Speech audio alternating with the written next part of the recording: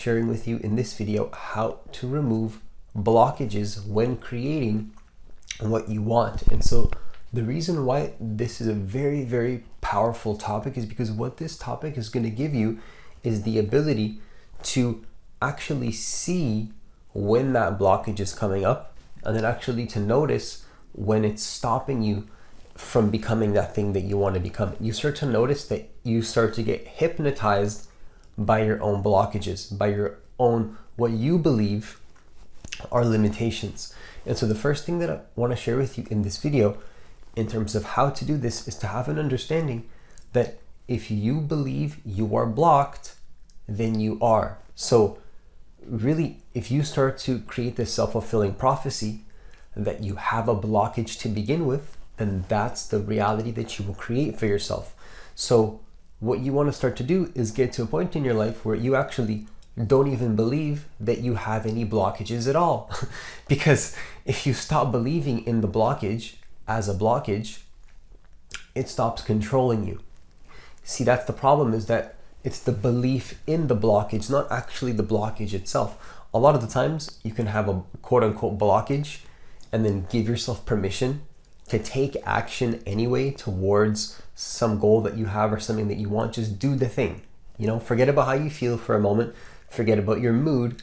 Just do the thing that's required of you that you know you should do to get the result. Oftentimes what you'll find is that you connect to something deeper within yourself that you otherwise wouldn't have even been able to connect to had you only believed that it was about your state of being or your worthiness or whatever. Because oftentimes what people don't see is that, yes, of course, you want to value your state of being above all else. But oftentimes taking action, regardless of your state of being, is the ironic thing that you can start to do to actually increase your state of being. So following a plan regardless of your mood can change your mood. So the key to actually doing this, though, is to start to see that it's the belief in the blockage itself that makes it valid. The blockage can only become valid if you actually believe in it. So stop believing in the blockage, and then what you'll find is that it can simply just go away, which is a very simple but powerful technique that you can apply in your life just by having awareness and noticing when that emotion is coming up, particularly specifically around when you're usually close to your goal, or you've set on an intention to go towards your goal. And then so the second thing that I want to share with you in this video in terms of how to remove blockages when creating what you want is to have an understanding that really inaction equals to stagnation, which is what leads you to equal feeling blocked. It equals to you feeling blocked as well. So if you don't take any action, that's what creates a stagnation, and then that's again what makes you feel blocked. So what you want to start to do, that I found to be very powerful, is to understand that the quickest way, one of the fastest ways to just get out of a state of being blocked is just simply taking action. Just simply taking action. And again, going back to what we said earlier as well, it's regardless of your mood. It's regardless of your feeling state. And then if you consistently take the action that you know you need to take, regardless of your feeling state, what you'll find is that that in of itself creates a feeling state. It creates a state of being, because every single time you do that, you build self-trust. You start to become a trustworthy person. That's the self-image you build for yourself. That's the self-image that you have of yourself. So really, when we can start to realize that, what creates a feeling of stagnation, like oftentimes, if you look at a person that feels very blocked in their life, that feels very stagnated in their life, what you'll find is that they're not taking action. They don't take action in many areas of their life. You can ask them like, hey, and how much action did you take in this area of life that you're not finding any results in? And they'll maybe say to you like, oh, well, not much action at all. Well, it's like, okay, well, have you ever considered that maybe that's why you feel stagnated and blocked, because you're not taking any action? And that's, again, a tough thing to hear, that nobody wants to tell you, that nobody wants to hear. But it's like, if you can actually make somebody realize that that's the thing that's stopping them, what you'll find is that then, ironically, they might find how to master their state of being, so to speak. Like, how do you become a person that feels worthy of being a trustworthy person? Like, you can be a trustworthy person. How do you become a person that can generate your own state of being. You do it by taking action consistently, even when you don't want to. Oftentimes, if you look at a person that is very, very good at something, and maybe you can call them, a master at something, so to speak, if you want to even use that word. Maybe they've built quote unquote mastery over a certain area of their life. How do you get there? Well, it's by consistent action, regardless of, again, your mood or how you feel or whatever blockage you believe you have. So it's the belief in the limitation that makes the limitation valid. Oftentimes, again, if you give yourself permission that it doesn't need to control you, it's not who you are, don't need to identify with it, you can choose your own identity at that point. You start becoming a product of your conditioning, and you become a product of the decision that you make to be who it is that you want to be. And then so the final thing that I want to share with you in this video in terms of how to remove blockages when creating what you want is really, and this might be a blatant one, it might be a blunt one, but the truth is that what you have to stop doing immediately is stop reliving the past in the present. That's what creates a blockage to begin with, right? Is when you're bringing up a past situation that maybe happened a long time ago, right? It doesn't have anything to do with this present moment anymore. And then you use it as a reason in terms of why you can't be who you want to be in the future. That's a big problem. So you see, maybe you say to yourself, okay, like I can't be this person because of something that happened to me this time ago. Or I feel unconfident because of this. But why does a past situation have to define who you are at all?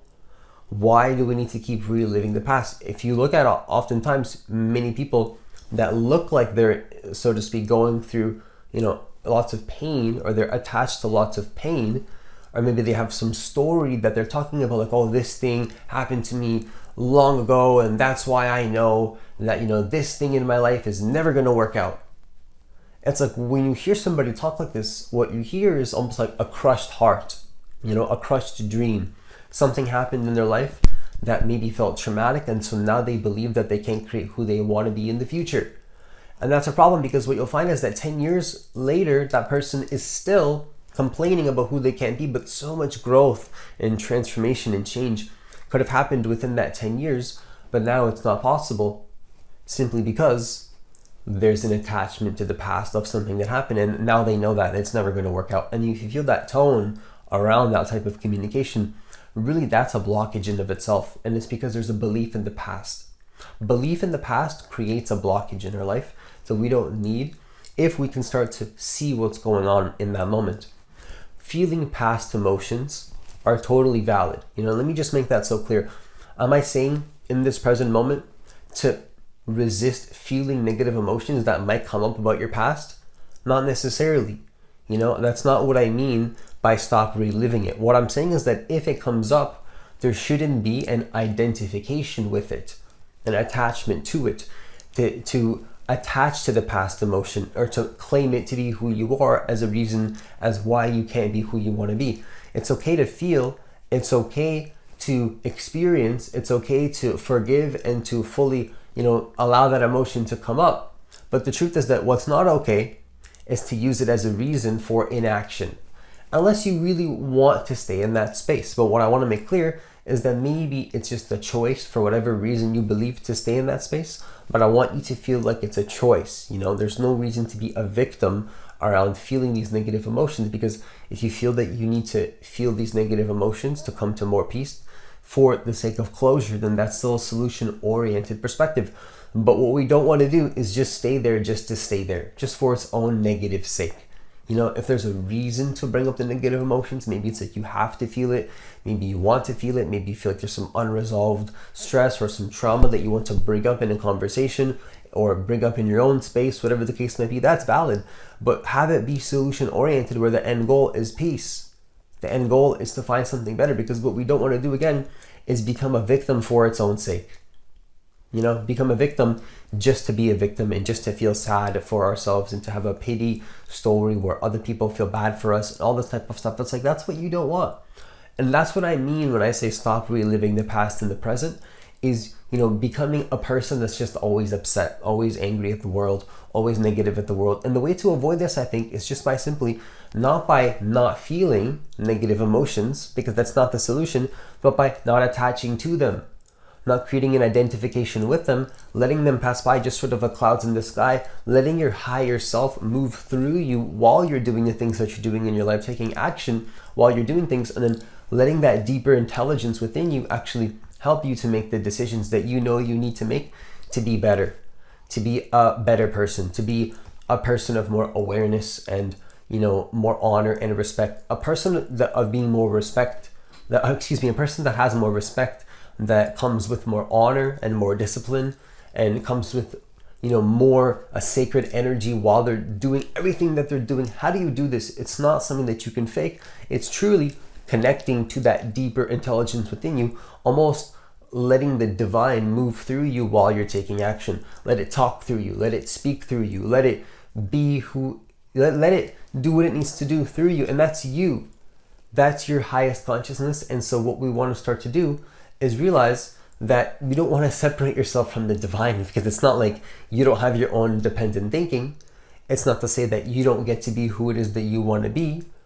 It's not to say that you don't have full control over only your own decisions. But what it's saying is having that faith to trust in the divine as well, and to bring in those lower level desires, you could call it what you want, with in alignment with the divine, so that you can, again, see these blockages come up and then take action anyway, even when there's possibly any resistance to it, or you don't want to do it again. But then you're starting to see that playing that past over and over and over and reliving these negative experiences are just not worth it. And you can give yourself permission to be that person that you want to be instead.